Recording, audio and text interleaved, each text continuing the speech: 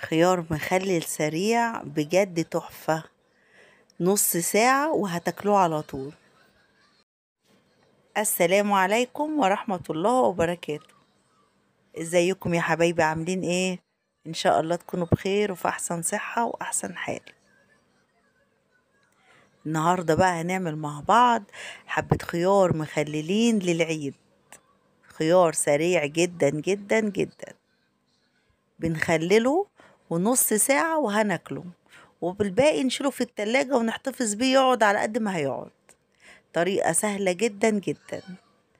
طبعا احنا لو جبنا مثلا ب10 جنيه خيار مخلل بيبقوا حبة صغيرين عشان نعمل سندوتشات، لكن احنا بقى هنعمله في البيت. لو جبنا نص كيلو هيبقوا يعملوا علبة حلوة. يلا بينا نشوف طريقتنا، بس يلا بينا نصلي على النبي عليه أفضل الصلاة والسلام. اللهم صل وسلم وبارك على سيدنا محمد وعلى آله وصحبه وسلم. يلا يا حبايبي نشوف الطريقة. طريقة سهلة جدا جدا جدا. طبعا احنا بنجيب الخيار والفلفل الكمية على حسب راحتنا، يعني الكمية عايزين تزودوها او تقللوها دي حاجة براحتكم. انا غسلت الخيار كويس وطبعا مصفيته كويس وبقطعه بالشكل ده. طبعا شكل التقطيع اللي يريحكم، عايزين تقطعوه بالطول، تقطعوه طرنشات، تقطعوه زي ما انا بقطعه كده، على راحتكم. عايزين تقطعوه شرايح زي ما حضراتكم عايزين تحبوا تقطعوه قطعوه. انا قطعته بالشكل ده، وبعد كده برضو احطه بقى في طبق لوحده زي ما حضراتكم شايفين. بعد كده بقى جبت الفلفل. طبعا الفلفل بقى على راحتكم، إذا كنتوا حابينه رومي، اخضر، الوان، يعني نخلله باي شكل يعجبنا. انا جبت فلفل احمر وفلفل اخضر وقطعته برضو بالشكل ده. هو كل الموضوع اللي احنا هنقطع الخيار والفلفل. طريقة سهلة جدا جدا جدا وسريعة جدا، يعني أسرع مخلل في نص ساعة يكون اتخلل وبقى جميل وزي الفل. والباقي نحطه في علبة زي ما قلت لحضراتكم مفكيمة ونحطها في التلاجة.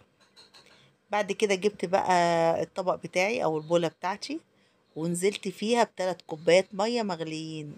لازم المية تكون مغلية، أول ما تغلي نطفي عليها ونحطها في البولة كده. وحطيت معلقتين كبار ملح ومعلقة سكر ومعلقة صغيرة كمون ومعلقة صغيرة كركم، وهنقلبهم مع بعض، وعصرة معاهم ليمونتين. أهم حاجة الليمون، بس أنا ما يعني نسيت أصور الليمون وأنا بعصره.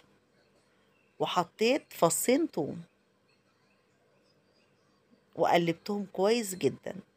وبعد كده نزلت بقى بالخيار والفلفل اللي أنا مقطعه. يبقى أنا حطيت مية مغلية وعليها كمون وعليها كركم وعليها ليمون ومعلقتين ملح ومعلقة سكر ومعلقتين كبار خل. وبعد كده نزلت عليهم بعد ما دوبت كل المكونات مع بعض، نزلت بقى بالخيار والفلفل. وادي طبقنا الجميل، خيار مخلل سهل وسريع جدا جدا جدا. ونشيله في التلاجة، بس طبعا بعد ما يبرد خالص، ونسيبه شوية قد ساعة كده بره. سهل جدا وسريع جدا جدا جدا، والله احلى من بتاع بره بكتير وانضف واقتصادي وموفر وكل حاجة. زي ما اتفقنا الحاجات بقت غالية، فكل حاجة نعملها في البيت نكون عارفين ولادنا بياكلوا ايه ومغسول ازاي ونجيف ازاي، وفي نفس الوقت بقى موفر لينا. لو عجبكم بقى طريقتي وعجبكم الفيديو، اتمنى ان تعجبكم واتمنى اسمع رأيكم. ولو عجبكم ما تنسوش بقى تعملوا لي اللايك والشير وسبسكرايب وتدعموني وتشتركوا في القناة وتفعلوا زر الجرس علشان يوصل لكم اي حاجة جديدة اعملها. والسلام عليكم ورحمة الله وبركاته.